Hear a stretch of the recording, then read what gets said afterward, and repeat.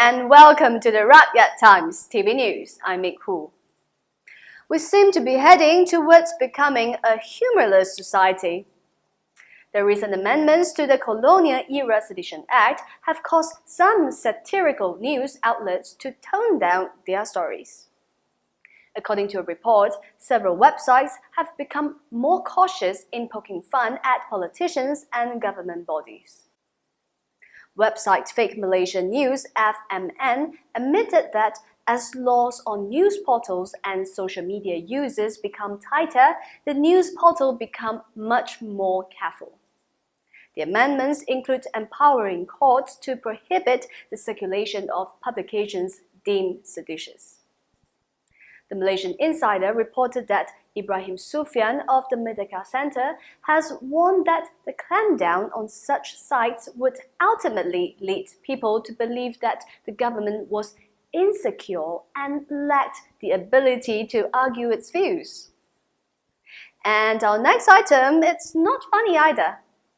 Negara-Ku patron Datuk S Ambiga says Malaysia seemed to have lost its way and is today a nation deeply divided along racial and religious lines as well as by socio-economic imbalances. She said that race and religion were two elements constantly being used as a divisive tool in the country. She also asked Putrajaya what Malaysians had done to deserve the stifling of their various freedoms. Ambiga was referring to the newly passed Prevention of Terrorism Act, POTA, and the recent amendments to the Sedition Act. Moving on. EU leaders are due to hold an emergency summit on ways to stamp the numbers of migrants risking the dangerous journey across the Mediterranean. A BBC report says draft proposals include a push for a military mandate to destroy boats used by people traffickers.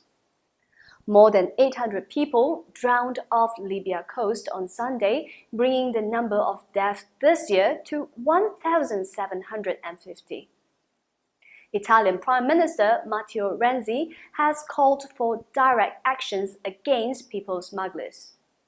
He described them as the slave traders of the 21st century.